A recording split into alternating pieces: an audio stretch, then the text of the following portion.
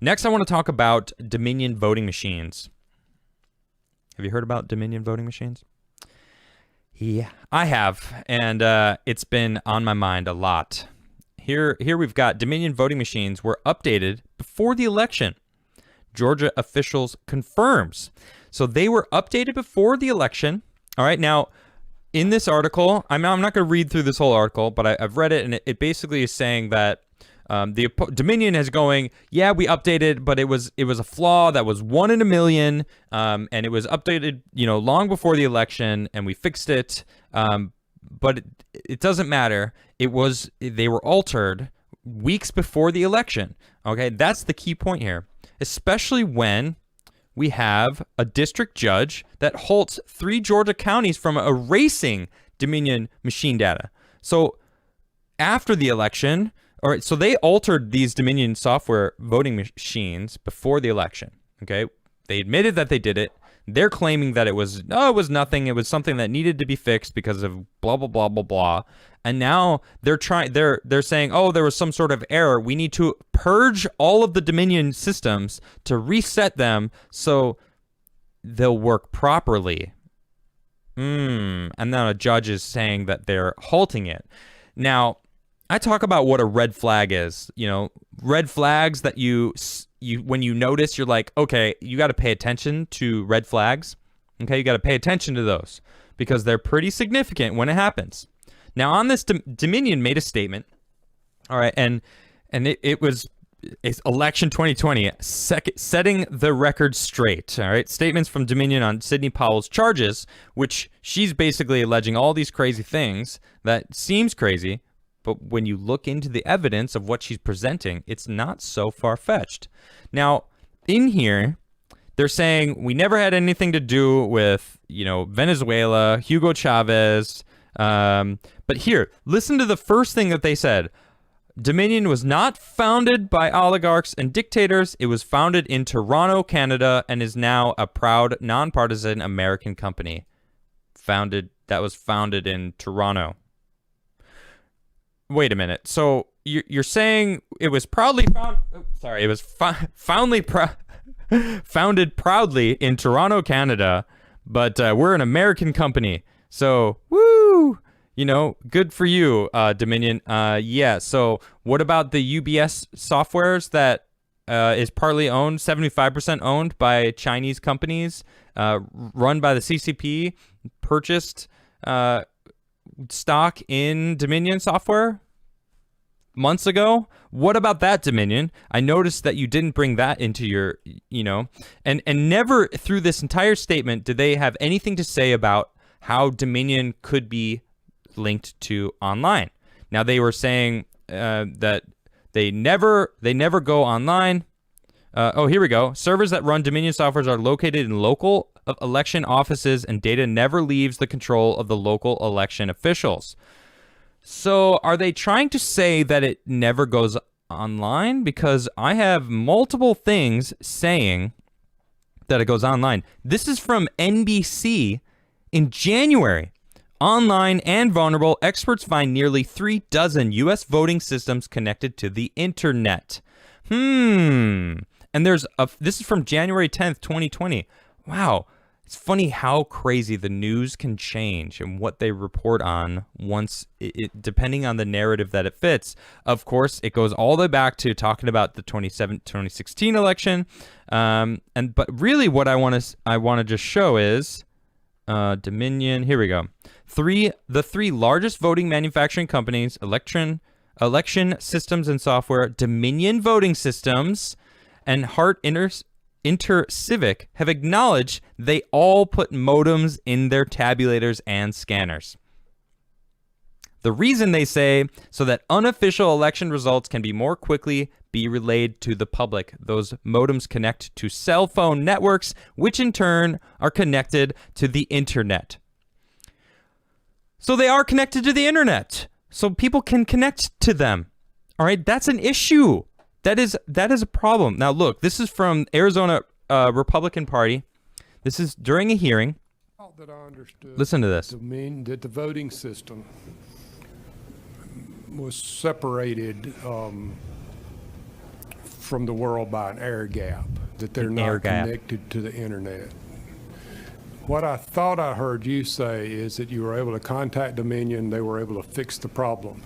So did you hear that? He's like, I thought that the systems were not connected to the internet. That's what we've been told. Okay? That indicates to me that somehow they're able to communicate with the device that you had. Yes, sir. And now that's what they were saying couldn't happen. No one could manipulate the system. It was a closed system. Everything's good. They were. And to give you an example, the way I am not a tech person, but the best way I can explain it to you is when something happens with my phone that I have an iPhone, or something happens with my Apple computer where I need additional assistance with that. I call up Apple and I say, this is what's happening. And they say, do I have permission to take over your computer? And of course, I give them the permission. Of course, I give them the permission. Because I want it fixed. That was the exact same thing. I had to give them permission to take over my poll pad so that they could reprogram it from Adams Park. So they could reprogram the voting machine that she was working on. To SSO2 A and B, which is at West Spalding Drive Elementary. There you have it. All right. So this woman basically said, I called them up because there was an error. They from theirs, whatever, I gave them permission to dig into it and fix it, and they did. Just like how I can't understand my iPhone. Why can't I read these messages? Somebody fix it for me. It's like a hacker out there is just going, yes, got it. So if they can access it, guess who else can access it? Any hacker worth their snuff can handle that. All right, I'm not a hacker myself, but I know some people that know some people that, I mean, if hackers want to get into your system, I bet they can do it. All right, especially if these guys can just call them up and say, oh yeah, you have permission to get in here and reprogram the system. Like what are you serious? If this is the case, how could we trust any of these systems? All right. I read another article last week and I reported on it that one of the Dominion guys was saying, yeah, I work at home. All right. And I was observing what was going on. And because of COVID, we were allowed to work at home and fix any issues. So he was probably the guy on the other side that she's referring to. Like, yeah, I called them up and they came in or they didn't come. They literally over the internet went and fixed it. So it's insane to think about, Now this is what I saw this and I was like, oh man. All right, so I saw this and I was like, man. So this is from the War Report. I don't know if you guys know Steve Bannon, but a lot of people are like, oh, he's compromised. But if this is true, they're claiming that the Trump team has a Dominion machine from a small Georgia county that shows the votes flipped from Trump to Biden. All right, and this is what I think that they were doing. Put in the USB a couple weeks before, altered the algorithms so that if Trump was winning, it would start using this, start working the system to flip the votes to Biden. Now they're purging the Dominion systems. They're literally purging the systems, claiming it's some error so that they need to, fix it. And the judge was like, you can't do that. This is evidence. We need to analyze these. And they were like, it's proprietary software. You can't get into it. Well, I mean, here we're seeing the Trump team is claiming that they have a Dominion machine that has been forensically analyzed, and it shows votes. Now, it was in a small county. All right. It was only 37 votes that they saw, but they saw them. They saw it. And doing the math, let me see where they did the math here. Here we go. According to Fredericks, there were 37 votes that flipped in this small Georgia county machine. That one machine. All right. However, this represents only 0.26. That's under 1%. 0.26% of Georgia ballots.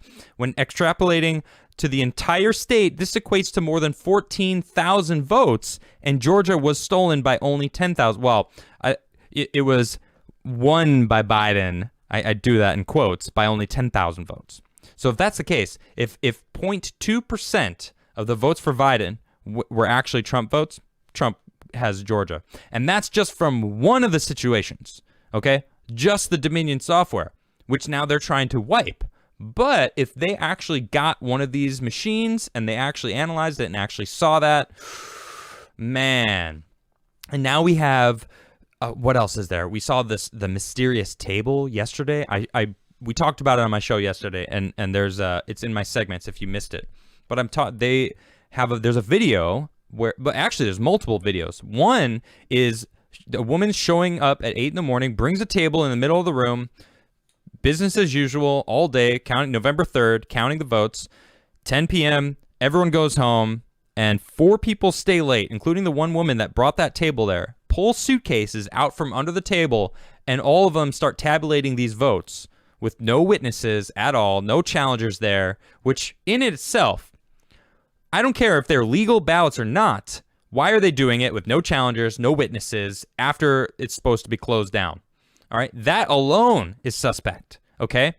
Actually, I'm going to bring this up. Check this out. There is a spike of data, which it's a graph. It's essentially, it is literally that night. Here it is. This is that night. This is November, okay? Counting the votes. All right, all of a sudden, there was a massive spike, and that is between 1:19 a.m. and 1:36 a.m., there is a massive Biden spike just around the time they're tabulating those votes.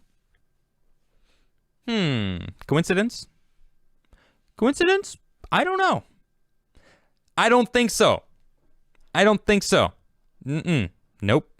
I don't think it is. Because it's not. This is, I actually posted that on Steven Crowder's video. This is the video I'm talking about, where it shows them bring this table here. All right, this is the table. I don't know if you can see it, but they then take all these suitcases from out from under it in the middle of the night. Why in the middle of the night? Why being shady, right? I don't know if you saw. Let me see if I can pull this up. There's this video of a USB handoff. I don't have it, but it's a USB handoff where supposedly the same woman who moved that table in, all right, was seen sneaking a USB, handing it over to someone else, and then doing this like looking around thing and shadily handling it to this other dude who did this like stretch while she slipped it into his pocket. It's so shady. Like, why is these things going down? How is it not being like everyone blowing it up? It just blows me away how this is going down like this. It's crazy.